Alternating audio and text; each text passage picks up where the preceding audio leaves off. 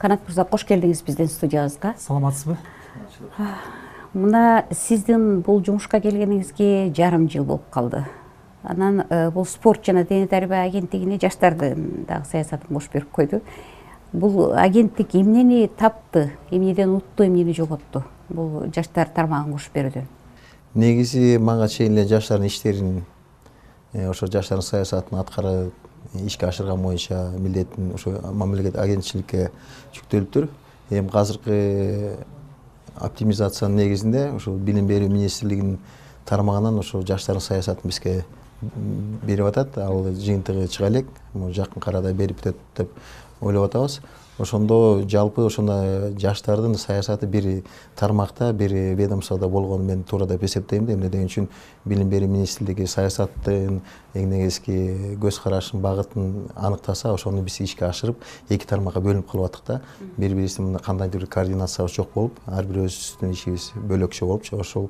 Ошондуктан ойлойм, жалпы ошо саясатындагы иш апарышында бизге бергендиги ошо жаштар менен, жаштардын уюмдары менен жалпы жаштардын саясатын апарганга бир багытта анан бир жыйынтык чыга турган. Эми жаштар деген, жаштар бул спорт эле эмес да. Жаштар бул негизи бул жаштар деген бул жеке эле биздин агентчилик эмес, бул билим берүү тармагы, укук коргоо тармактары, куралдуу күчтөр, жалпы эле биздин коомубуздун бир 50% жаштар.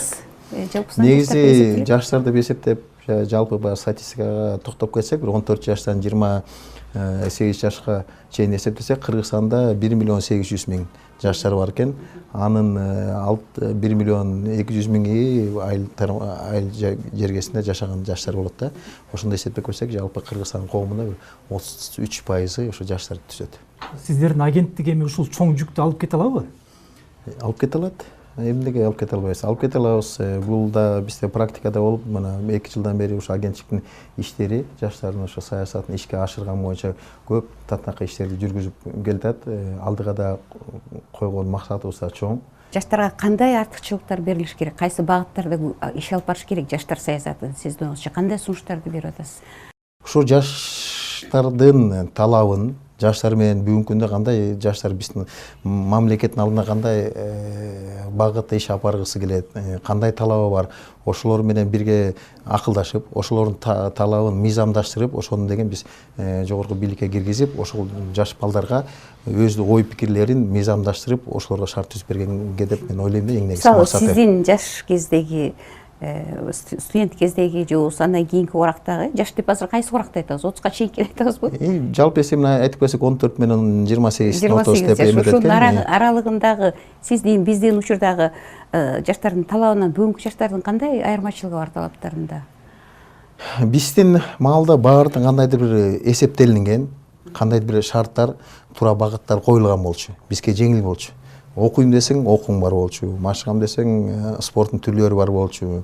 Эс алам десең, эс алуучу жайлар бар болчу. Окууга өтөм десең, бекер окууга өтүп, андан тышкары армияга барып келип, анан жаш адис болуп окууну бүткөндөн кийин ага мамлекет шарт түзүп берчү. Мына жаш адис деп өзгөчө бир мыйзамдар бар болчу да.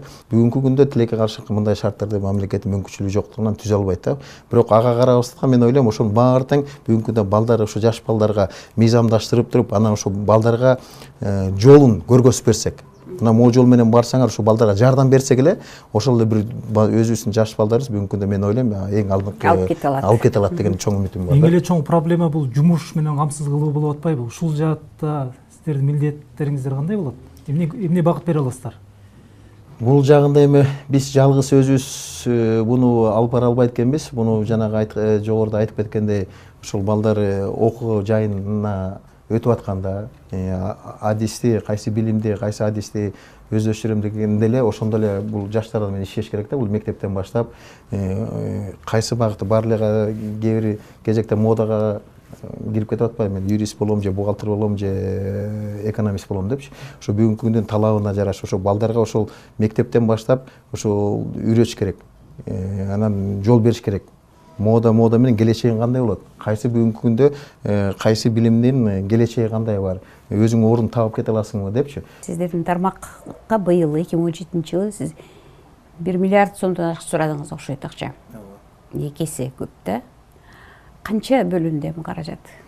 Мен жаңы директор болуп келгенде ушул агентчиликте спорттун тармагында кызматкерлер менен аттуу баштуу биздин спортчулар менен агайлар менен акылдашып, жетекчилер менен акылдашканда баары эле эң негизги маселе бул каражат жетишпегендигинен деп алдыма бир чоң суроо коюшту.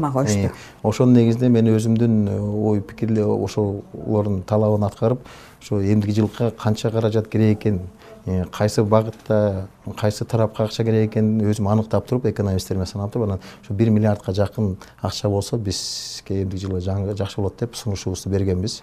Тилекке каршы бюджетинде акча жок дегенден биздин каржылообуз былтыркыдай болуп 500 миллиондун тегерегинде эле болуп калды. Ошол эле калып калды. Негизи спорт тармагын көбүнчө азыр меценаттар, дүйнө жүзүндө ушундай да, меценаттар каржылашат, колунда бар байлар, ишкерлер каржылашат да. Кыргызстанда канча процент ошол тышкаркы башка тараптан каржылоо, мамлекеттен тышкаркы каржылоо? Мен түзмө-түз бул суроого так жооп бере албайм. Эмне деген үчүн мыйзамдын негизинде биз мамлекеттик орган катары ушул спорттун тармагында жана спорттун түрлөрүнүн федерацияларына же спорт клубтардын канча каржылап атканына киришкенге укугубуз жок экен. Бирок ага карабастан мен болжол менен билем. Өзүм ошол улуттук олимпиада комитетинде иштеп, жеңил атлетика федерациясынын жетекчиси катары эсептеп көрсөм, жалпы эсеп менен ушул мамлекет бергенден кем эмес, андан көп каражат жумшалат да. Ал ошо эл аралык уюмдар аркылуу, ошо ишкерлер, меценаттар, анан ошо спорт федерациянын жетекчилери аркылуу ошол тең-метең кээ бир эси жана спорт имараттарын салгандарны Моптон каражаттар да керек да буга. Моптон да каражаттар келет. Ошону эсептеп көрсөк, анда мамлекеттикинен көп болуп кетип атат. Чет өлкөнүн көп өнүккөн чет өлкөнүн мамлекеттеринде муну кандайдыр атайын ушул спортко жооп берген министрликтер жок. А жерде ушу коомдук бирикмелердин эле өздөрү көтөрүп кетет. Бирок мамлекет ошо коомдук бирикмелерге шартта түзүп берет, ошолордун каржылоосун чечип берет. Кыргызстанда мамлекет андай мүмкүнчүлүккө жетише албайт. Тилекке каршы жете элек. Кыргызстанда бир 80дей федерация бар деп жүрсүңөр, э? Канчасы ушул мамлекеттен каржыланат? Алар менен кандай кызматташасыздар? Жалпы эсеп менен бизде азыр кийинки мыйзам негизинде ошо бизде реестр түзүлгөн. Ошол реестрдин 100дөн ашык спорттун түрү өтүптүр. Андан тышкары ушу мамлекеттик орган катары бизде жанагы ар бир спорттун федерациялары аккредитация өтөт экен. Анан биз эмдиги жылдан баштап ошол аккредитацияны кайта башынан баштабасак, тилекке каршы көп ызычуулар болуп атат. Кээ бир спорттун түрлөрүнөн 3-4 федерация ачылып алып эле, эптеп аккредитация өткөнгө чейин эле биз эчтеке керек жок да, аккредитация өтүп алгандан кийин эле баягы мамлекетте тырмалап эле акча бер деп эле ошол жерде арыз жазып эле ызычы болуп жүрөт. Ошондуктан биз баардыгын эл аралык стандартка келтире турган болсок, ошол аккредитацияны эмдиги жылы баардыгын жайына салышыбыз керек да. Ар бир спорттун бир эле түрү аккредитация өтүш керек да. Тилекке каршы биздин көп жетекчилер ошо федерацияны ачып алып, ошо мамлекеттин каржылоосу менен өзүнүн баягы реклама кылгысы келет да, бирок ошого бөгөт коюшубуз керек. Бүгүнкү күндө биз спорттун 30 түрүнөн көбүн каржылайбыз. Кандайдыр бир ошол 30 түрү деген демек мындай артыкчылыктуу тармактар деп эсептелет, артыкчылык спорттун артыкчылык. Демек ушуну менен биз спортду өнүктүрүп алдыга жылып кете алабыз деген маселе да бул. Эң негизги бул ошол спорттун түрлөрүнө эң көп биздин балдар машыгат. Андан тышкары ошол спорттун түрлөрүнүн федерациянын жетекчилери, жалпы ошо федерациянын кылып аткан иштери, салымдары, анан жана өздөрү дагы мамлекеттен карабастан ошо инвестиция да алып келип аткан федерациялар деп эсептейм да. Мисалы футбол федерациясын алып көрсөк, булар жылына 200, 300, 400 миллионго чейин инвестиция алып келет. Мына былтырдан баштап ошол федерация футболун да каржылай баштадык. Ошол эле волейболду мына быйыл билесиңер, биринчи жолу Кыргызстан тарыхында Кубок мира этабын өткөздүк Көлдөн. Биздин волейболчулар уже алдыңкы волейболчулардын арасына кирип атат. Баскетбол, волейбол бул эң чоп балдар катыша турган массалык спорттор да. Андан тышкары ошо Кыргызстанда эң жакшы өнүгүп аткан бул күрөштүн түрлөрү. Кыргызстан өзү нукура тарыхый күрөштүн түрлөрү, дзюдо, бокс, жеңил атлетика массалык эң көп, эң аз каражат кеткен. Анан мергенчилер, биздин Туасанын мергенчилери бар, ага да көңүл буралы деп атабыз да. Ошондо бир федерацияга канча каражат бөлүп атасыздар? Мисалы орто эсебинен алып кетсек, федерациялардын жана күрөш федерациясын алсак, мисалы 25 миллион. тегерегинде алат. Бир жылда Judo федерациясы 15 миллион тегерегинде алат. Бокс федерациясы 10 миллион тегерегинде алат. Жеңил жөгүлүктөрдүкү бир 7-8 миллион тегерегинде алат. Ушул спортсмендин жетишкендигине жараша, эл аралыктын рейтингине жараша биз ошончолук каржылап беребиз. Ушул каражаттарды алар кайсы максаттарга жумшашат анан алгандан кийин? Эң негизги максат бул мамлекеттик биринчи биз балдарга стипендия беребиз, алдыңкы спортсмендерге жетишкендигине жараша. Экинчиси бул жана машыгычуу жайларга барып машыгышат, учебно-тренировочный сбор дейт. Үчүнчүсү бул дары-дармектерин сатып беребиз.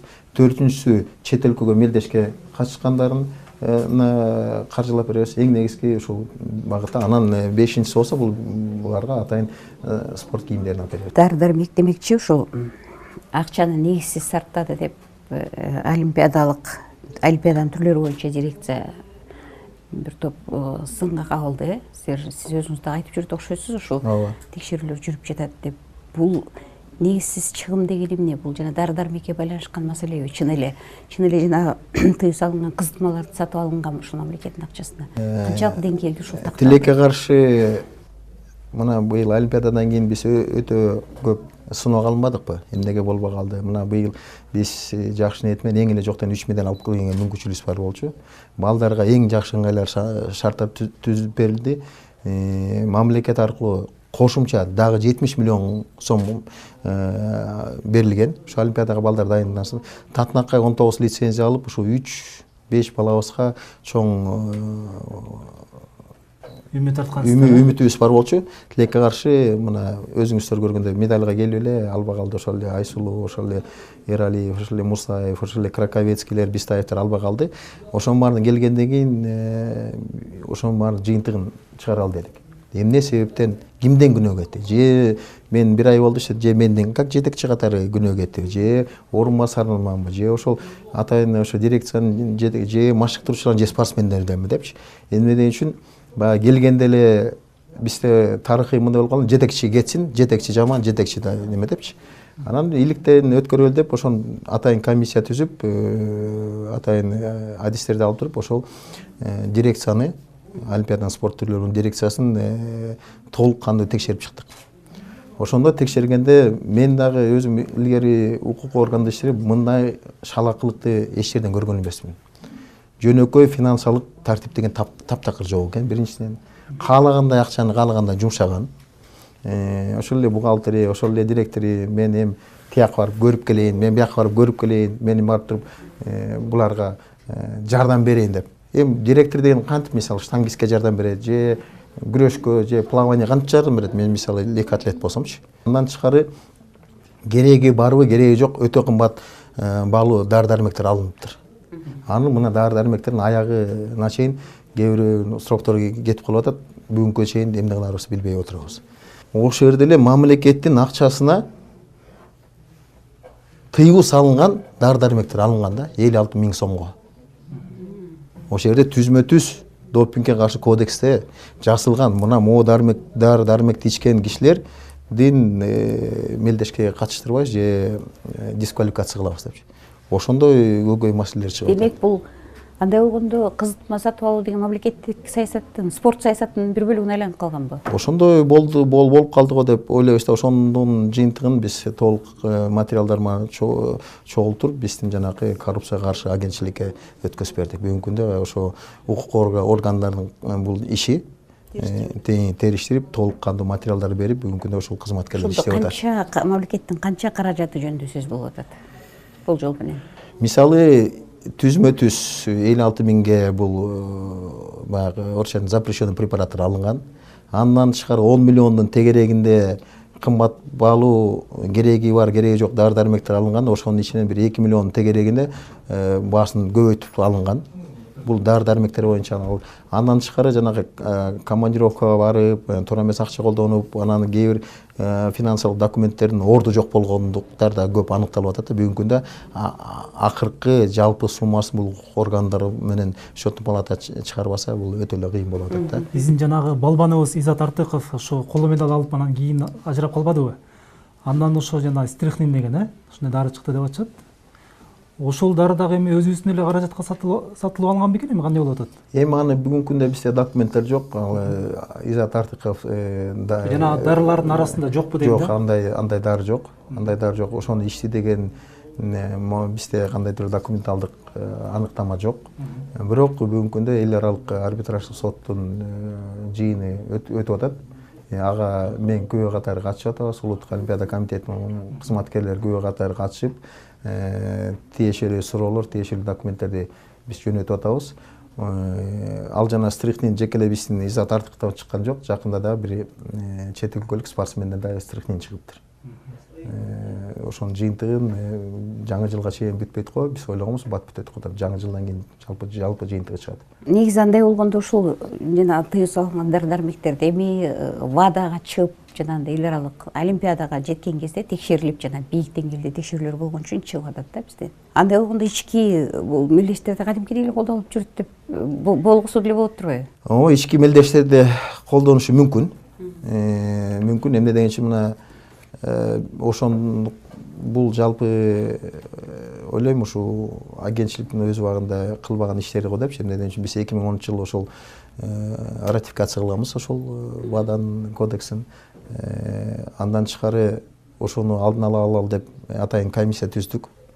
Өзүңөр билгендей өткөн 22-сине 25-ине чейин бүткүл дүйнөлүк ВАДАнын 2 жетекчиси келип, Азиянын допингге каршы агентчилигинин жетекчиси келип, 7 мамлекеттин допингге каршы жетекчилери келип, ошо Кыргызстанда 2 күндүк семинар өттү. Алар менен түзмө-түз сүйлөшүп, акылдашып, анан алар толук кандуу биздики колдоп беребиз деди. Андан тышкары биздин кызматкерлерге 2 жылдан бери биз буклеттерди, китепчелерди чыгарып берип атабыз. Эмне спортсмендерге да, машыктыруучуларга берип атабыз. 2 күн машыктыруучуларга дагы, жетекчилерге да атайын семинар өткөздүк. Эметкенгечи. Анан ушул биздин агентчиликтин ичинде атайын ар дайым иштей турган комиссия түзүлдү. Түзмө-түз ошол ВАДА менен келишим, азырынча ОЗК келишимге түздүк. Биздин кызматкерге түзмө-түз маалымат берип турушат. Бул эмнеге мындай көйгөй маселе болгон? Биздин спортсмендер кармалган күнү булар эл аралык федерациялар биздин федерацияга берип коелу, ошол жерден биздин федерация штраф төлөп коюп эле мындай жаап эле келген да. Бул улуттук олимпиада комитети да билген эмес, агентчилик да билген эмес. Анан бүгүнкү күндө ошо комиссия түзгөндөн кийин ошо комиссияга алдына ушундай багыттар коюлган, укугу бар. Ошо комиссия түзмө-түз ошол ВАДА менен иштеп, түзмө-түз маалыматты алып турат да, кандайдыр бир чара колдонгондо да ошол ВАДА аркылуу колдонуп, алдын ала иштерди жүргүзгөнгө мүмкүнчүлүгүбүз пайда болду. Бизде буга чейин ушу допингге каршы бир мекеме, кызмат, бир иштеген атайын адамдар болду беле? Буга чейин допингге каршы улуттук олимпиада комитети иштеп жүргөн. Мына мен өзүм иштеп жүргөндө биз жылына 20-25-30 спортсменди допингди алчубуз. Жанагы олимпиаданын алдында албай деп бизди кайта күнөөлөө кылып атпайбы? 14-июлда Кыргызстанда допинг офицер келип 14 спортсменден допинг тесттерди алган. Анын ичинде Айсулу да өткөн, таза чыкты. Эралиев да өткөн, таза чыкты. Тилекке каршы Изат Артыков командировкада болуп өтпөй калганда, балким ошондо өтүп калганда алдын ала эле алып барбай калмак. Сиз жаңы келгениңизге 6 ай болду. Жаңы келгениңиз ушул Риодогу олимпиада бул биздин эң башкы артыкчылыгыбыз дедиңиз эле да. Эми жыйынтык тилекке каршы өзүңүз айткандай 19 спортсмен барып, бир дагы жеңиши жок кайтып келип калдык да. Сиз өзүңүз жаңы жетекчи катары кандайдыр бир кемчилик кетирип койдум деп ойлобойсузбу? Сиз тараптан кандайдыр катачылыктар чекилип кеткен жокпу? Балки мындай кылсам башкача болот эле деген ой жокпу бизде? Мен ойлойм, жалпы Кыргызстандын курама командасын, Кыргызстан делегациясын ошол жака жетектеп баргандан кийин эң биринчи кемчилик, эң биринчи жоопкерчиликти бул жетекчи алыш керек. Аны мен эч качан мойнума алам. Жетекчи катары жана жогоруда айтып кеткендей, өз убагында биртке мындай катуураак талап кылып, ошол спортсменибиз бул жерден допингден өтүп калганда жалпы Кыргызстандын аброю мынчалык эле түшпөк эмес. Экинчиден, ошол өтө эле көп биздин башкы машыктыруучуларга ишенимдүү көрсөткөн ошол 2 кемчилик бар деп мен эсептейм, бул как жетекчи катарында. 4 жыл бул эми аз деле убакыт эмес, эми 4 жылдан кийин кайра эле ошо олимпиадага барабыз. Күйөрмандар 4 жылдан кийинки Олимпиада эмнени күтсө болот? Мен бир нече ушу интервью бергенде деле айтып аттым эле, биз баягы мурунку эски талаптан баш тартышыбыз керек. Биз канча лицензия алабыз? 10 болобу, 20 болобу, 30 болобу? Бир лицензия алсак дагы ошол жака медаль менен келебиз деген багыт коюшубуз керек. Ошол балдарга психологиялык жактан, тренерликке психологиялык жактан медаль алып келем деген психологияны көндүрүш керек да. Эмне үчүн мен спортсмендерди байкап атам, барганда эле бул чемпион бер экен, бул олимпийский чемпион экен деп эле анын тренерлери ушу интрига эле катайт эте берет да, буга түшүп калып турган, тиге түшүп калып турган, жеребьевка туура эмес болуп калат. Шылтоо көп да. Шылтоо көп. Ал шылтооманы жокко келиш керек. Биздин спортсмендерди, тренерлерди багытына, сен да чемпионсуң, сен андан эч кандай кем эмес. Сага да ошондой шарт түзүлүп берип атат. Сага да ошондой каражат бөлүнүп берип атат. Сен эмнен кемсиң? Же кыргыз болгондон кемби деп туруп, ошону психологиялык жактан дайындаш керек да. Анан жанагындай шылтооманы жокко келтириш керек. Жакында машыктыруучуңар, улук машыктыруучуңар кызматтан кетти. Ал жана кызматка байланыштуу деп түшүндүк биз. Эгер ошондой болсо, анда кызматтан алуунун өз жетишиси болсо керек, балким.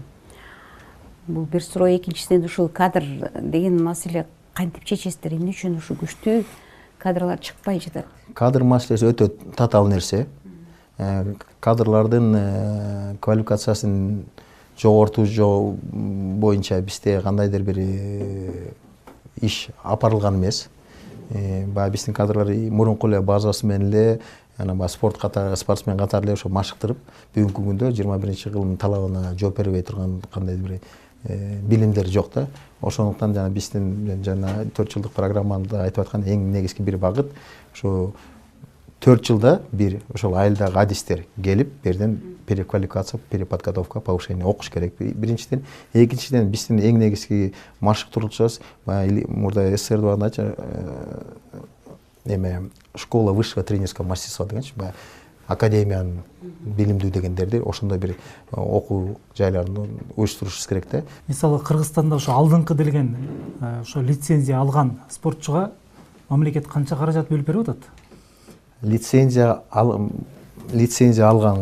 балдар, олимпиадага дайынданып аткан алдыңкы спортсмендерге мамлекет 45 000 сом айына стипендия төлөйт. Андан тышкары Улуттук олимпиада комитети $650 төлөйт. Ошо менен орто эсебинен алып келсек, бир 100 000 сомдун тегерегинде бул акча маанайын алат. Бул бир деп эсептеп коелу. Көбүнчө биздин көрөрмандар ушуну туура эмес түшүнүп калып атат. Андан тышкары дары-дармеги, машыканы, кийим-кечеги чет өлкөгө барган толук кандуу мамлекет каржылап берет. Ошол 100 000 тилекке каршы биздин спортсмендер туура эмес колдонот. Үйүн багам деп тиричилик окат, көрө кат менен жүрөт да. Бул акча деген ошол спортсменге кошумча катары берилет. Ошол машыктыруучуңа акча жетпей, машыктыруучуңа дары-дармек керекпи? Дары-дармегиң ал. Врач керекпи? Врачыңа бар. Массаж аласың? Массаж ал. Бул кийим жакпайбы? Бул кийим ал дегенчи. Ошондой отчетность болуш керек. Тилекке каршы биздин спортсмендер аны баягы чөнтөгүнө салып той топур, анан эмне кылып жоготкон биз билбейбиз. Ошондуктан жаңы жылдан баштап ошол спортсмендерге акча берерде биз алар менен келишим түзөбүз. Мына могу акча сени ушул олимпиаданын чемпиону болсун деп берилип атат.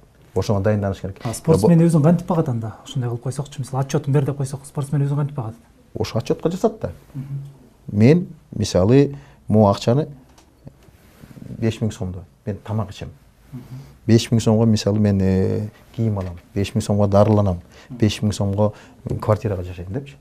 А мындай маалымат эч ким изилдебейт да. Билбейт. Спортсмен алды кетти жок. То есть алган тыйында мисалы биз эле 15 000 сом алып семьябызды багып атпайбызбы? Жоопкерчилик жок. Жоопкерчиликти көтөргөндөн кийин спортсмендер, машыктыруучулар жоопкерчилигин көтөргөндөн кийин, элдин алдында ошолор жооп бере тургандай кылгандан кийин, ал элдин акчасы да. Ошондо гана жанакы жоң жетишкендикке жетебиз деген оюм бар мен. Спортчулардын бешиги деп эсептелет го жанагы спорт мектеби, олимпиадалык мектеп. Ушул жер дайыма ырчыр менен коштолуп келет да. Аны реформа жасайбыз деп баары бир өкмөт келген сайын айтат, акыркы жолу Сариев ушундай вада берген. Бирок иш жүзүндө ошол эле калыбында турат. Бычакташкандар болуп атат, мушташкандар болуп атат. Жаманаттысы көп да. Ошол бир кантип ушул абройду көтөрүш керек, кантип оңдош керек олимпиадалык мектепти? Эмне үчүн нукка түшө албай атат. Мен мындай деп айтат элем, бердем балдарды күнөөлөгөн туура эмес болчу. Баардык жаш балдар тияк кайдалып кетип, бияк кайдалып кетип, эчте ар кандай достору бар, бирөө менен тең тайлашам деп ызычуу болот. Буга мен ойлойм эң негизги күнөө бул жетекчилердин күнөөсү. Ошол жерде жетекчи болуп, ушул балдарды өз убагында карап, өз убагында тартип салбагандыктан мен жаңы келгенде бул мектепти, училищаны жокко келтиребиз, жөнөкөй мектеп ачабыз деп деген чечим кабыл алган болчу өкмөттүн токтому. Мен атайын комиссия түзүп, ошолор менен электен өткөрүп бир жыйынтыкка келдик да. Бул эми канча жылдан бери иштеп келаткан мектепти талкылап, балдардын баарын үйүнө айдап жүргөн жеңил эле. Ошондуктан быйыл суранып, ошол эле училище бойдон калды, бирок жетекчисин алмаштырып, анан ичинен көйгөй маселелерин көтөрүп чыктык. Бул деген мындай себепти болду. Мына машыктыруучулар өзүнчө, тарбиячылар өзүнчө, мугалимдер өзүнчө болуп, ар бир өзүнүн иши менен алек болуп калган да. Балдар кечинде кетип калабы, эмне кылып атат, мушташып атабы, окуйбу, эмне кылат, эч ким буга жооп бербеш экен. Бүгүнкү күндө мен 100% дегенден алсам, 50%га тартип оңолуп калды. Ошол жерге күнү түнү бир мугалим ошол жерде жашайт, карайт балдардын кетип келип аткандарын, каяка эметип аткандарын. Бүгүнкү күндө тартип, анан жанагы коллективдин ичинде ошол тарбиячылардын, мугалимдердин, анан машыктыруучулардын ортосунда бир кандайдыр бир тартип боло баштады. Бул бири-бири менен акылдашып иштей берди. Мурда машыктыруучу окуганда эмне кыласың? Же окуучу сен тренировканы эмне кыласың? Тарбиялачу болсо анын спортсмендер укпайт, же түн менен кетип калат. Эң негизги бир концепциянын бири бул регионалдык принцип болот. Эмнеге а жерде мисалы Талас менен Көлдүн балдары окуш керек. 400 баланын ичинен 60% ошол жактык болуп калат да. Биз азыр ар бир областтын балдарына квота кылып беребиз. Мына Баткенден 20 бала, Жалал Абадтан 30 бала, Оштон, Чүйдөн ушуну бөлүп беребиз. Эмне үчүн көп балдар бери келип окуп өтө албай калат. Өкмөттөн акча сурап атабыз, ошо мен балдардын жатаканасынан окуган жайларын көрүм, өтө начар. Ошо жаткан төшөктөрү, одеялдары, эмди жылкы 14 миллион сурап атат, ошо жатаканасын. Балдардын биринчи жатаканасынан жылуу, жумшак, ысык суу, муздак суу, туалеттерди татынакай сасыбай турса, анан барып каралат, ошонун ишин баары камера коюп, ошону ремонт кылып берсек, анан окуган жайларына дагы камсыз кылып берсек, анан балдарга дагы жашап тургандагы, анан тамагындагы рационун оңдоп берсек, анан оңолот деген оюм бар. Жакшы, ишиңизге ийгилик каалайбыз. Ден соолукта болуңуз. Агенттик өнүгүп, спорт тармагы өнүксүн. Спорт деген ден соолук, жаштык. Ошон үчүн биз да тилектешпиз ушуңуздун илгери болуп кетишине.